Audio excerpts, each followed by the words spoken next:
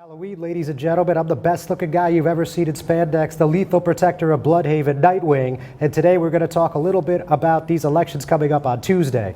So there's a whole lot going on in Hudson County as always, so let's get right to it. Obviously, you guys know that Airbnb race in Jersey City, that referendum question is in the millions. I mean, we're over $5 million spent cumulatively, so we're going to speak about that for a few minutes today.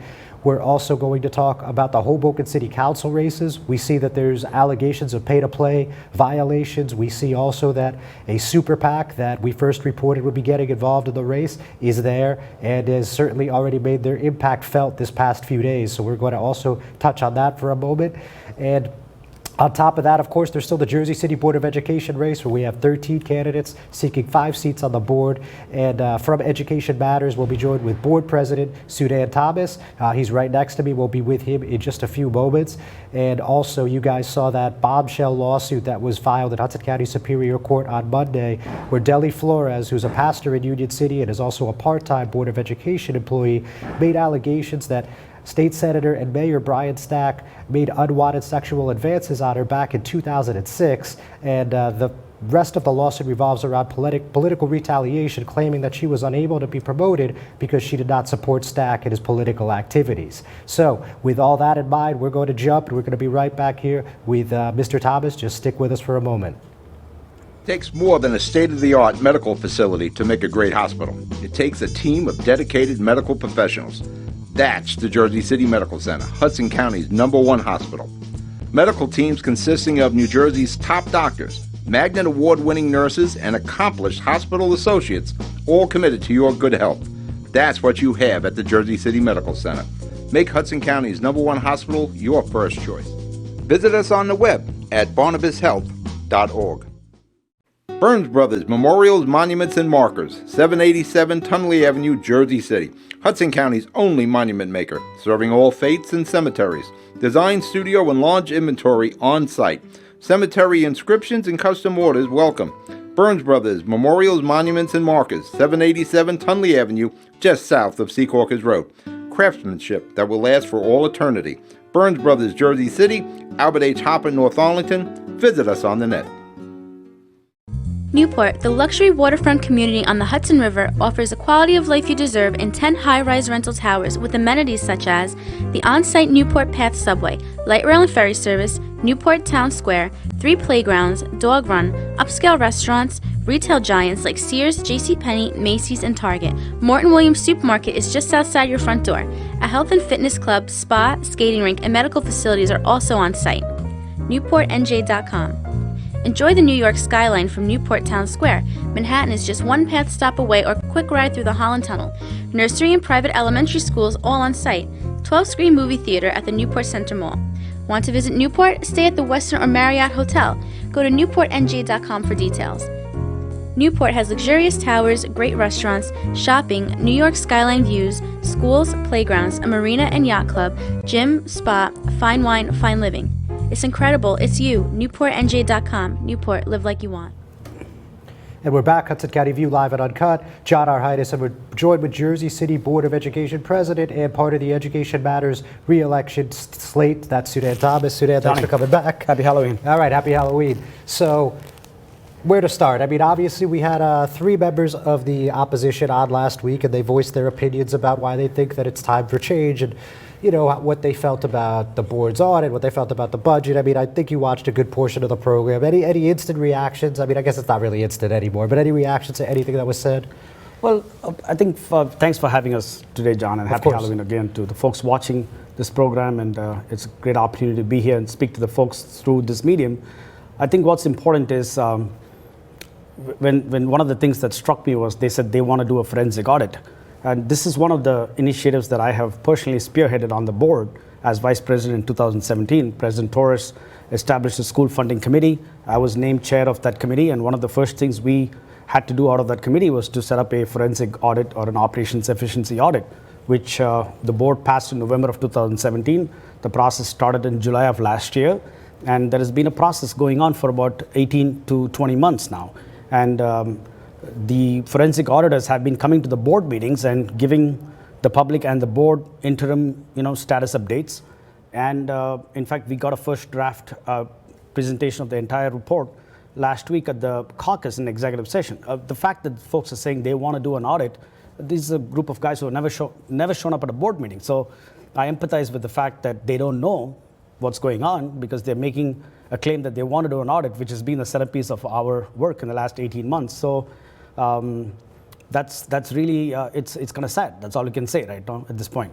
So I believe I know one of the candidates, I believe it was Alexander Hamilton, but I know one of the candidates expressed that there hadn't really been full transparency in the process. He felt that there wasn't really just a point by point of what was going on and people weren't up to speed, but you're telling me that's not what's going on. Well, if they came to the meetings, they would know what was going on because none of these guys have shown up at the meetings except probably Naomi in her role as an employee of the Jersey School Board.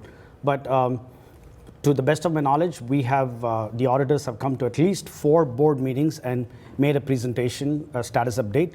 In fact, the forensic auditors and myself, we actually made a representation to City Council last year in November in the meeting when the payroll audit was being discussed to assure the City Council that a forensic audit or an operations efficiency audit was going on.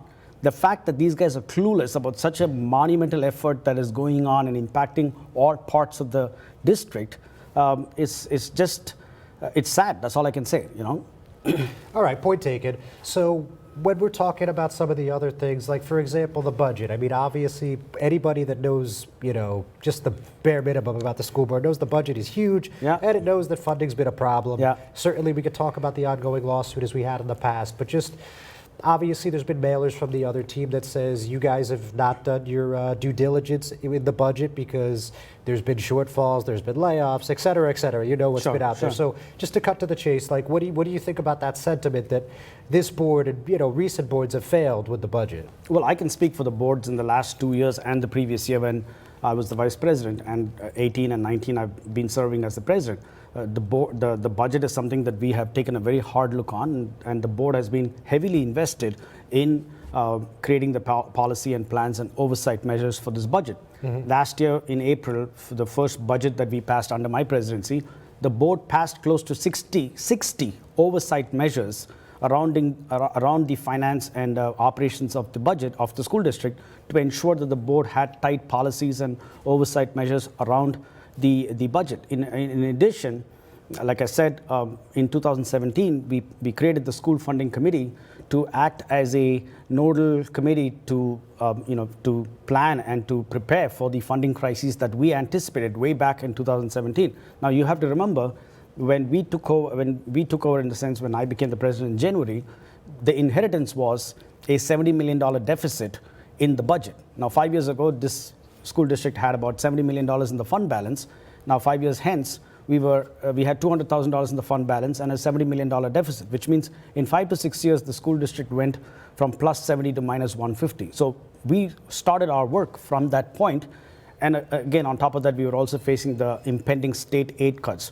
So we went down a all-encompassing approach on how to, not just balance the budget, but to ensure the fiscal health of the school district. Now, we've worked on increasing revenues. Before anybody knew what the payroll tax was, the board passed a resolution in April in support of the payroll tax. In fact, the board was united. And that was the heights of the whole 8 CDO election between Amy DeGise and Senator Stack. And Amy put her weight behind. The whole board was united. It was a 9-0 vote in support of the payroll tax, which Senator Stack was part of. So it was all cutting across politics, cutting across ideological differences. The board got behind the payroll tax. So we've been focusing on increasing revenues. We've been focusing on freeing up dollars from the budget through operational efficiencies, probably close to about $40 million that we have realized through savings. We've identified sources of waste and eliminated them. We have worked with with the New Jersey state legislature. I have personally testified in every Senate and Assembly Finance Committee in the last 3 years, fighting and advocating for full funding for the Jersey City School Board.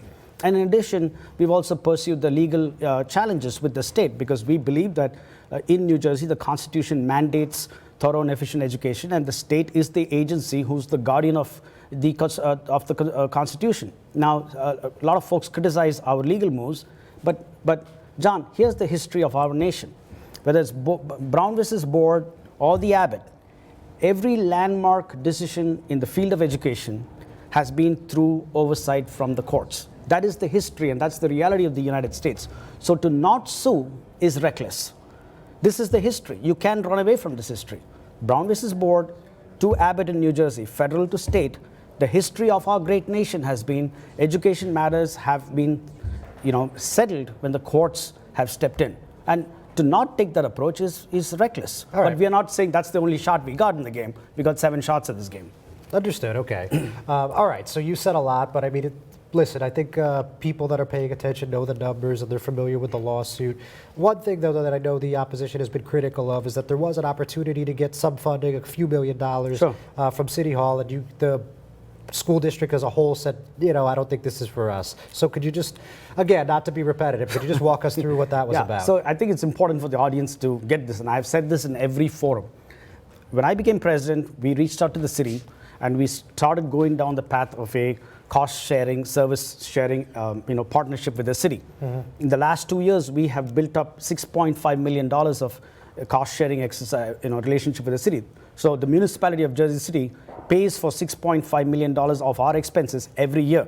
They pay for our cops, they pay for the garbage, they pay for some of the snow removal, and they pay for all the gases, gas for the transportation vehicles, the buses and all of the stuff. Yeah. Now, in addition to that, this year, we raised $39 million in new money from the city, $27 million from the payroll tax, and $12 million because the cap was released on the property tax increase, so we were able to go past the cap. So in essence, the city contributed $39 million in new money, in addition to the $6.5 million to the cost, service sharing. And we hope to get to $15 million next year. Now, we haven't seen a single resolution from City Council saying they want to give us $1 million or $2 million.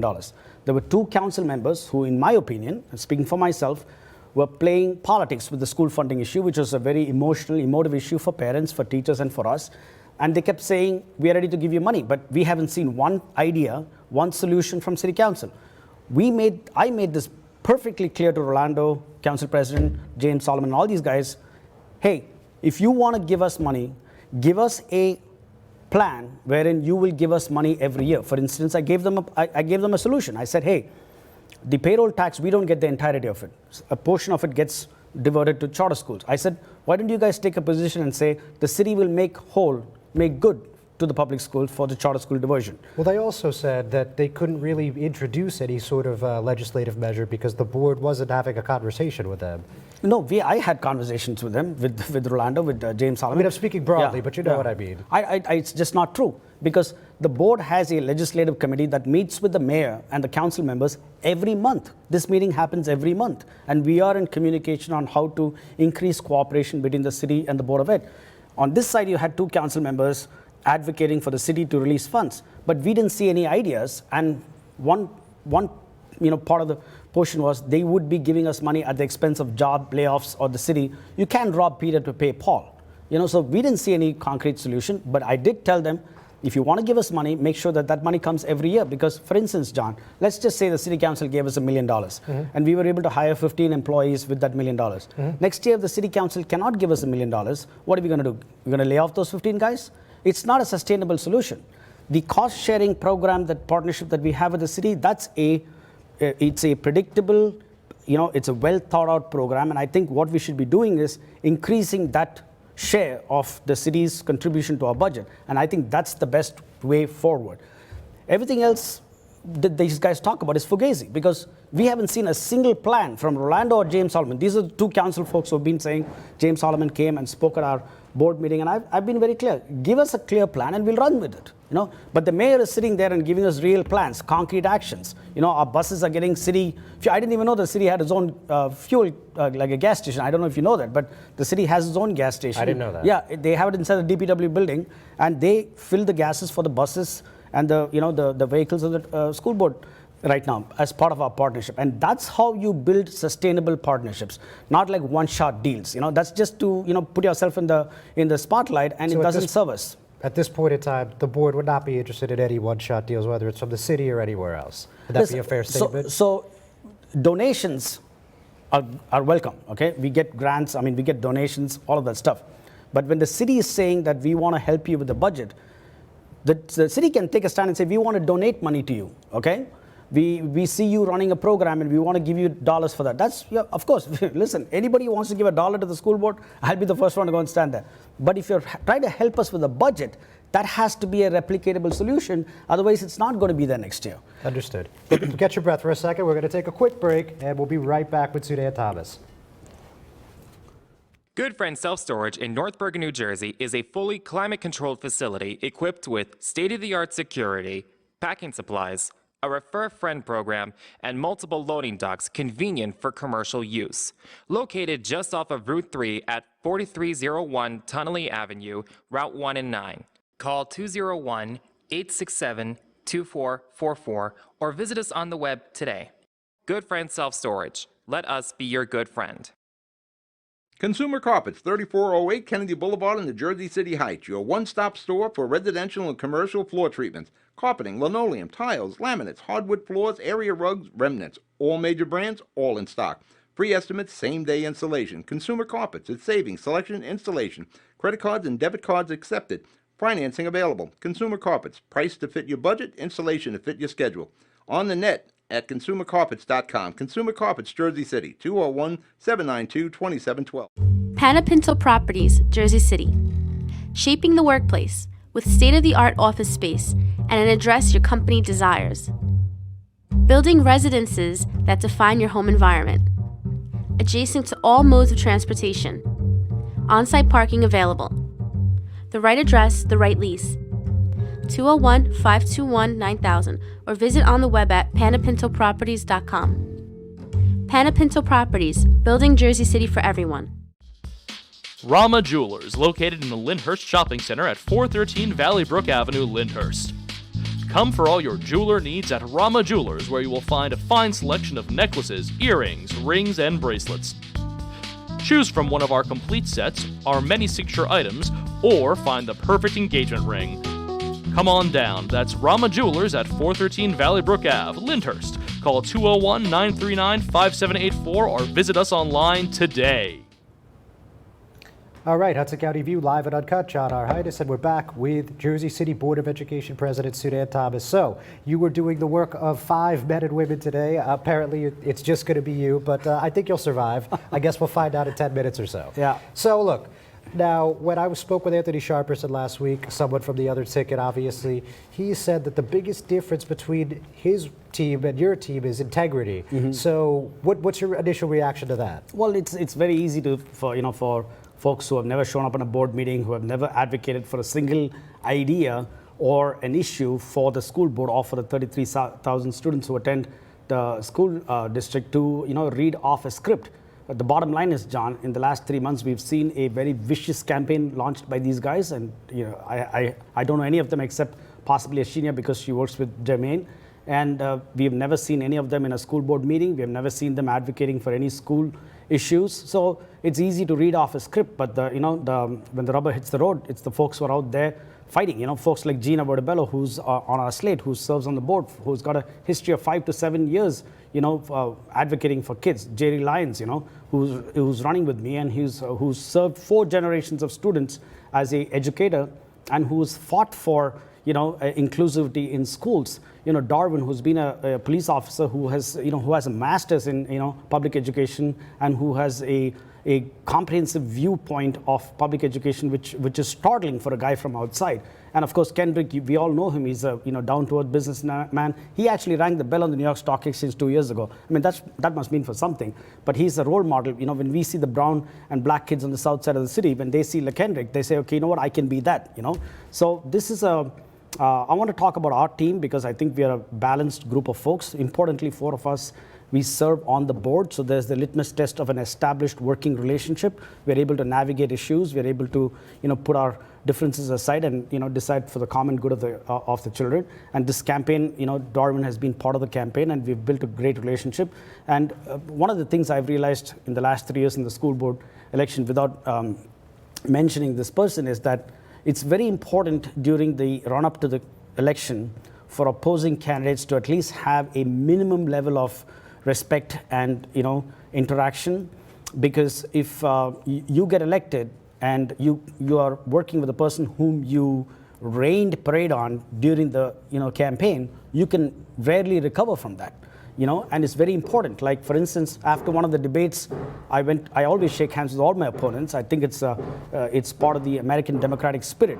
And I was raised in America, where when President Reagan was shot, Tip O'Neill knelt down next to him at the hospital bed and said the rosary together with him. So that's the culture that we come from.